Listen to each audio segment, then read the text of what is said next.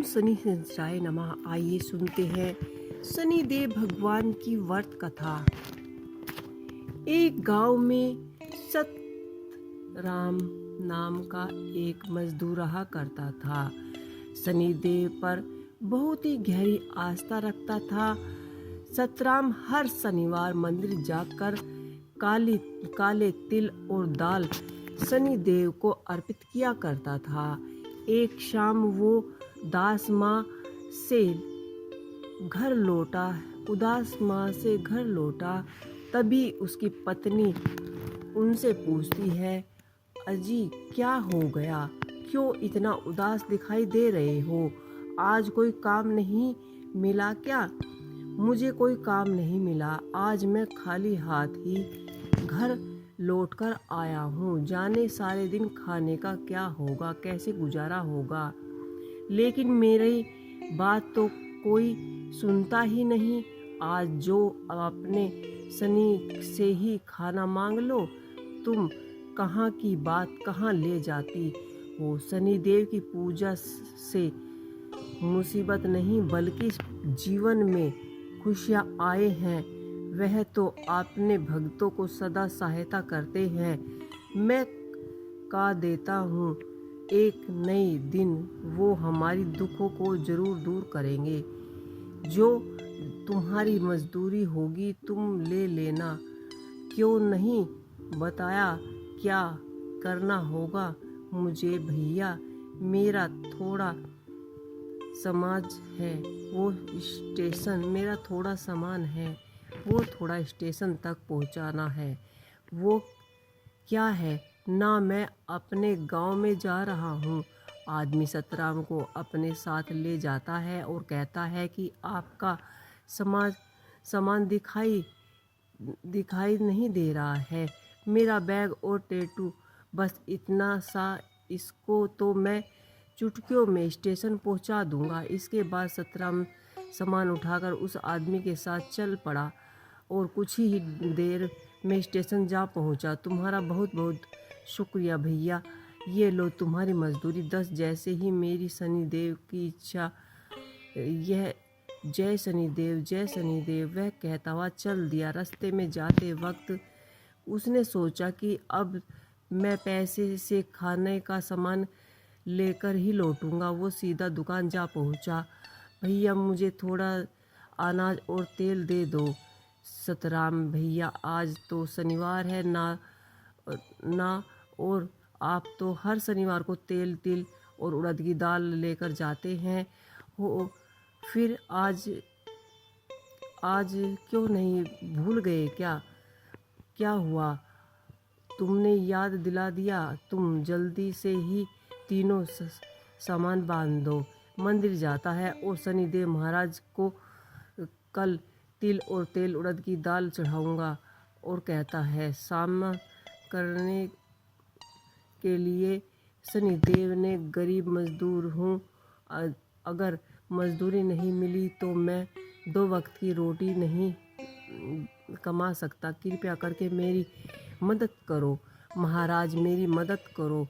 फिर सतराम जब लौट रहा था तो उसकी पत्नी उससे पूछती है, दिखाओ तो जरा कितनी मजदूरी मिली। दिखाओ। सुनती हो, यह मजदूरी तो मिलती थी, पर जैसे ही मुझे पता चला कि आज शनिवार है, मैं उन पैसों से मंदिर में शनिदेव के तिल और दाल चढ़ा आया।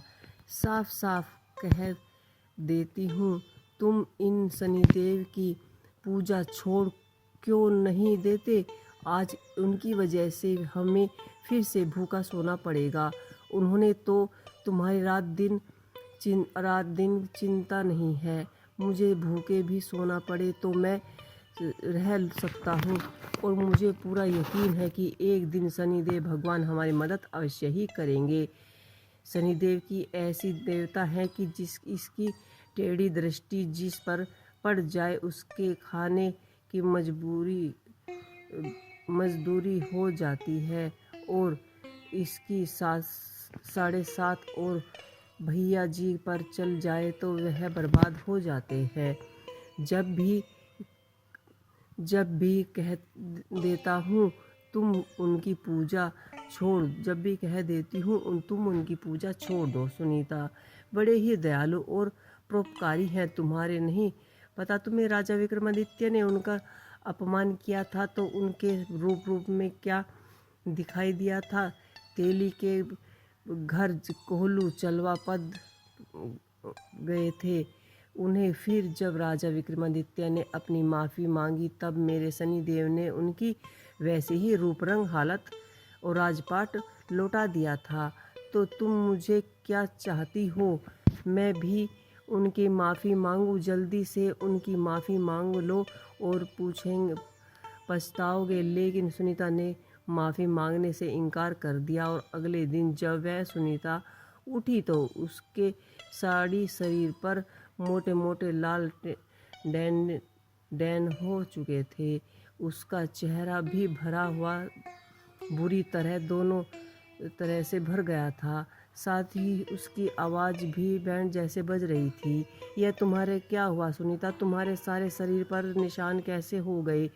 तुम कुछ बोल क्यों नहीं रही हो? लेकिन बोल नहीं सकती तो वो बस लगातार रोती ही रही। फिर वह सतराम जल्दी से उसको शनिदेव के मंदिर ले जाते हैं और उनके समान तेल का दीपक जलाकर हाथ जोड़कर कहते हैं कि मेरी पत्नी ने आपका बड़ा ही अपमान किया है। उसकी निंदा समझकर, उसे नादानी समझकर माफ़ कर दीजिए। इसके आपको शक्ति का बिल्कुल भी अंदाज़ा नहीं था। इसे क्षमा कर प्रभु, इसे क्षमा करो। तमाम दिन रात यह वही शनिदेव का जप करता रहा। आप जप करते करते दोनों को कब नींद आ गई उन्हें खुद भी पता नहीं चला। सतराम के सपने में शनिदेव आकर कहते हैं कि मेरे अपमान किया है ये क्षमा योग्य नहीं है, किंतु मेरी भक्ति से मैं तेरी भक्ति से बेहद ही प्रसन्न हूँ, इसलिए मैं तेरी पत्नी के दोष को समाप्त कर रहा हूँ। वास्तव तेरे भक्ति ने सिद्ध कर दिया कि तू ही मेरा सच्चा भक्त है। अब तो मुझे कोई भी वर मांग सकता है। मांगो, वह तुम्हें क्या इच्छा है, क्या वर मांगना है? प्रभु, मैं चाहता हूँ कि मेरी पत्नी सदा ही आपकी पूजा करती रहे और हमें जल्द ही संतान सुख की प्राप्ति हो और हमारा घर धन धन्य से भर जाए, किसी चीज़ की भी कोई कमी न हो, किसी चीज़ की भी कोई कमी न हो। और सुनीता ठीक होकर कहती है, अरे ये कैसे? मैं तो पूरी तरह ठीक हो गई हूँ और अब मैं बोल भी सकती हूँ। कैसे हुआ यह चमत्कार? देखिए प्रभु, मुझसे गलती हो गई। मैंने आपकी अज्ञानता के चलते आपका बहुत ही अपमान किया है।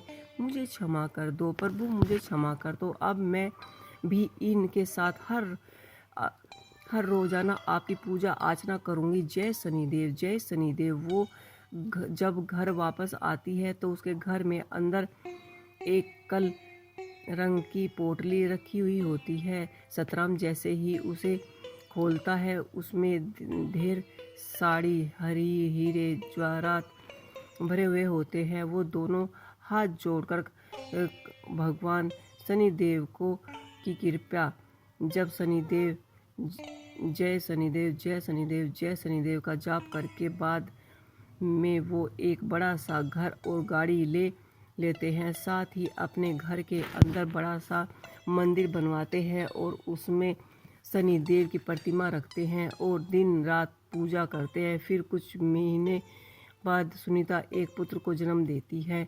उसका नाम भी शनि ही रखते हैं। इसके बाद दोनों पति पत्नी अपने बच्चे को लेकर शनिदेव के मंदिर जाते हैं। चंदनपुरी राज्य में दीनानाथ नाम का एक बहुत ही गरीब रहता था, जो किसी जमाने में बहुत ही धनवान था। जब सेठ सेठानी उसे समय सेठ ने बहुत ही पुण्य गौशाला बनवाई, गरीबों को खाना खिलवाया, आश्रम बनवाए और बहुत सारे पुण्य किए। लेकिन जैसे जैसे समय गुजरता गया सिर्फ निर्धन ही होता गया।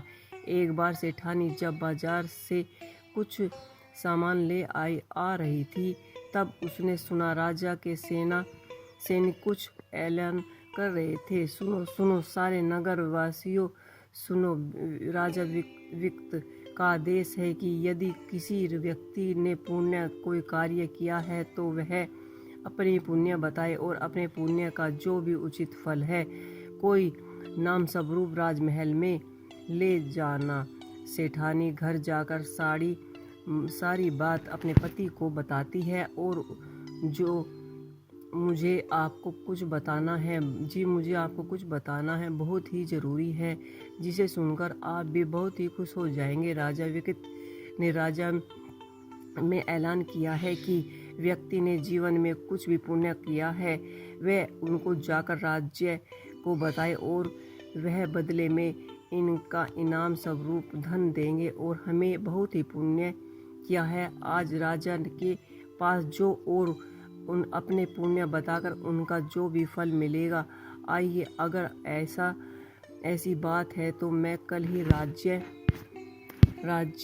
जाऊंगा। अगर ऐसी बात है तो मैं कल ही राज्य जाता हूँ, पास ही चला जाऊंगा। मैंने तो इतने पुण्य किए हैं कि गिनते गिनते राजा भी थक जाएगा। अगले दिन की सेठ दीनानाथ राजा से मिलने जाने के लिए तैयार हो गए थे। बहुत गर्मी थी, दोपहर में अपनी धूप में चलना थोड़ा मुश्किल है, प्यास भी लग रही थी। सामने तालाब से पानी पीना, वृक्ष के छाया में क्यों बैठकर थोड़ा आराम कर लूं, रोटी खा लूं, रखकर पानी से हाथ पांव मुंह धोने लगा। तभी वहां एक कुत्ता अपने 4-5 बच्चों के साथ जा पहुंचा और सेठ के सामने प्रेम से दम लाने लगा। तभी अपनी तो मिली रही है, शायद यह मेरे से कुछ खाने के लिए मांग रहा है। लगता है इसे मेरे पास रोटी की खुशबू आ गई है। रुक, मैं अभी 2 रोटी तुम्हें देता हूँ। रोटी खा गई और फिर सेठ की तरफ देखने लगा। दूर रहिए, इसके कर 5 बच्चा उसका दूध भी पीते होंगे। 2 रोटी से इनकी भूख नहीं मिट्टी सकती। यही ले, यह बची हुई 2 रोटी का ले काम, थोड़ा तो तेरा पेट भर जाएगा। मैं तो पानी पीकर ही प्यास बुझा लूँगा। कुतिया को अपने हिस्से की रोटी देकर सेठ दीनानाथ राजमहल जा पहुँचा। राजदरबार में राजा विक्त भी सभी लोगों को पुण्य कार्य पूछ रहे थे। प्रणाम महाराज, मेरा नाम सेठ दीनानाथ है। किसी समय में मेरे पास धन वैभव कुछ की कमी थी, अब मैं निर्धन हो गया। भूखे को भोजन कराए, अनाथ बच्चों के लिए अनाथ आश्रम खुलवाए, गरीबों के लिए अस्पताल, अनाथ आश्रम खुलवाए, गायों के लिए गौशाला बनवाई। राजा विस्तार से सेठ दीनानाथ के दरबार किए सभी पुण्य को बड़ी ही शांति से सुन रहा था और सेठ दीनानाथ अपने द्वार किए गए सभी पुण्य कार्य बताता जा रहा था। महाराज, अब मुझे क्या फल देंगे? मैंने आपको अपने द्वारा किए गए सारे कार्य ही बता दिए। सेठ दीनानाथ, मैंने आपके द्वारा किए गए सारे पुण्य कार्य ध्यान से सुने। आपको इन पुण्य कार्य का मेरे पास कोई फल नहीं है। यदि आपने कोई और पुण्य किया है तो उसका शायद आपको कोई फल दे पाऊँ। आप मेरे द्वारा किए गए इतने सारे पुण्य कार्य के बदले मुझे कोई फल नहीं दे रहे हैं तो आगे के और कार्य बताकर भला मुझे क्या फ़ायदा होगा? मुझे आज जाने की आज़ादी दीजिए। महाराज, मैं चलता हूँ। परंतु राजा सैनिकों ने राजा के कान में कुछ कहा और राजा ने सेठ को आवाज़ लगाई और अपने पुण्य कार्य प्राप्त जो किया था वह तो आपने बताया नहीं। प्रातः तो मैंने कोई पुण्य किया ही नहीं। फिर राजा किसी पुण्य की बात कर रहे हैं, मुझे तो कुछ भी याद नहीं। परंतु महाराजा, प्रातः तो मैंने कोई पुण्य नहीं किया, मुझे तो ऐसा कोई बात याद नहीं आ रही है। सेठ दीनानाथ जी, आज प्रातःकाल आपने एक कुतिया और उसके भूखे बच्चों को अपने हिस्से की रोटी खिलाई, परंतु उसे पुण्य कार्य को भूल गए और उसके द्वारा किए गए पुण्य के बदले भी जो मांगना चाहते हैं मांग लो, वह आपको मिल जाएगा। महाराज, मेरी माँ में एक प्रश्न है जो मैं जानना चाहता हूँ। मेरे द्वारा किए गए पिछले सभी पुण्य कार्य का कोई मूल्य नहीं है और एक कुतिया को खिलाए गए खाने रोटी का इतना मूल्य पुण्य करने के तुमने याद रखे और गिनकर लोगों को बता दिया। वह सब क्योंकि आपके अंदर जो भावना बोल रही है यह मैंने किया है। जब आप मैं की भावना ए गई तो उसके सब कार्य व्यर्थ हो गए। जो सुनकर जो कि भला वो सेवा क्या है, परंतु मैं सेवा प्राप्त अपने रास्ते में भावना ए गई तो उसके सब कार्य व्यर्थ हो गए। जो सेवा सुनकर जो जल जाए, भला वो सेवा क्या, परंतु जो सेवा प्रातः आपने रास्ते में कुतिया को रोटी खिलाकर पुण्य करके की, वो आपकी सबसे बड़ी सेवा है। उसके बाद आप मेरे सारे राज्य भी लेना चाहते हो तो वो भी कम है। महाराज, मुझे समझाए एक गई है, इस हमें कोई भी पुण्य कार्य सुनकर या बताकर नहीं करना चाहिए। हम किसी को दान दे रहे हैं तो वो भी भूल जाना चाहिए। हमें दान और मदद निस्संदेह निस्वार्थ करनी चाहिए। तो ये थी शनिदेव महाराज की एक पौराणिक कथा। आपको कैसी लगी मुझे कमेंट बॉक्स में लिख के अवश्य ही बताइएगा।